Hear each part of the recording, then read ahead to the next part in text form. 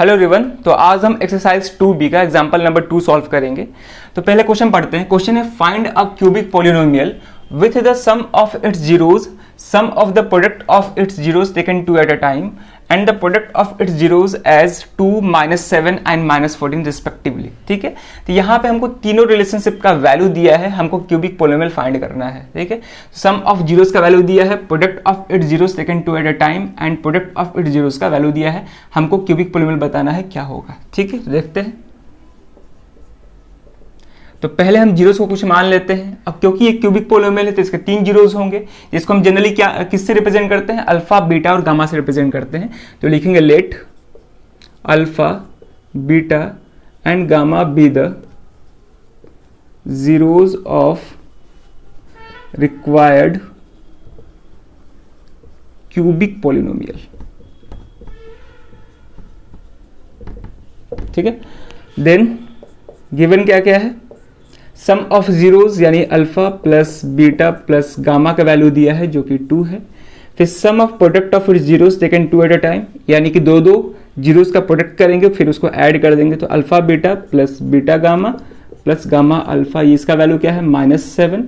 और लास्ट है product of its zeros, इसका वैल्यू है -14। ठीक है, अब क्या करना है, क्यूबिक पॉलिनोमियल फाइंड करना है। तो तीनों रिलेशनशिप्स का वैल्यू दिया है, तो डायरेक्ट हम फॉर्मूला का यूज करके क्यूबिक पॉलिनोमियल फाइंड कर सकते हैं। ठीक है, तो वो फॉर्मूला हम जब relationship between zeros and coefficients of a cubic polynomial पढ़ रहे थे तो वहां पे हम उसको डिटेल में डिस्कस किए थे। दो फॉर्मूला होता है, दोनों ही सेम फॉर्मूला होता है, लेकिन रिप्रेजेंट करने का तरीका बस अलग है, तो दोनों को हम यहाँ पे लिखते हैं। तो लिखेंगे therefore the required cubic polynomial, इसको हम px से रिप्रेजेंट कर रहे हैं, तो px is equal to k into, formula क्या होता है, k into x cube minus alpha plus beta plus gamma, यानी sum of zeros into x square plus alpha beta plus beta gamma plus gamma alpha into x minus product of its zeros. ठीक है, चलिए, तो ये formula होता है जिसका use करके हम डायरेक्ट क्यूबिक पॉलिनोमियल फाइंड कर सकते हैं। तो वैल्यू केवल सब्स्टिट्यूट करते हैं यहाँ पे, ये सम ऑफ जीरोज है, ये sum of product of zeros taken 2 at a time है, और ये प्रोडक्ट ऑफ जीरोज है, सबका वैल्यू दिया हुआ है यहाँ पे।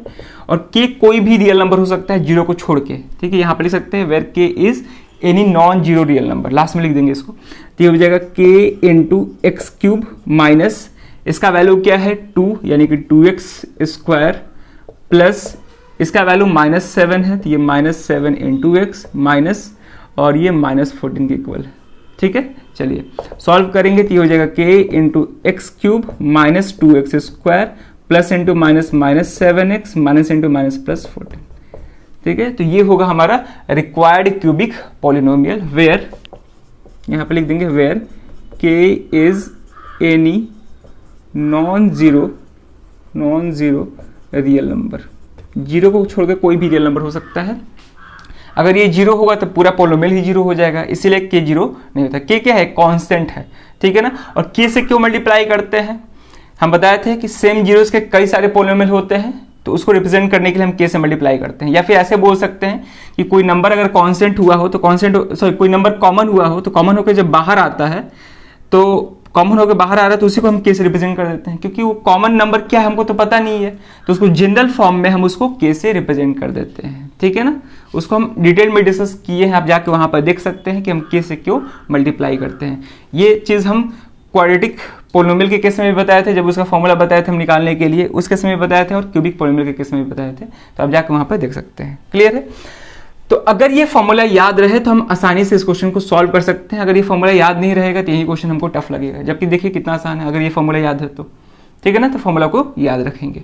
एक और फॉर्मूला होता है सेमी फॉर्मूला होता है, वो फॉर्मूला सेमी होता है, वो फैक्टर्स के टर्म में होता है, वो होता है px is equal to k into x minus alpha x minus beta x minus gamma. ठीक है, हम डिस्कस किए थे कि अगर अल्फा बीटा गामा जीरोस होता है तो x minus alpha x minus beta x minus gamma वो गिवन क्यूबिक पॉलिनोमियल का क्या होगा, फैक्टर होगा। ठीक है, इसको हम डिस्कस किए थे, फैक्टर होगा। तो सारे फैक्टर्स को जब मल्टीप्लाई कर देंगे तो हमको रिक्वायर्ड क्यूबिक पॉलिनोमियल मिल जाएगा, और यहाँ पे एक कांस्टेंट के से मल्टीप्लाई करना होगा। ठीक है, तो जब आप इस पूरे को मल्टीप्लाई करेंगे तो हम वापस से ये फॉर्मूला मिल जाएगा। तो दोनों फॉर्मूला सेम है, केवल रिप्रेजेंट करने का तरीका अलग है।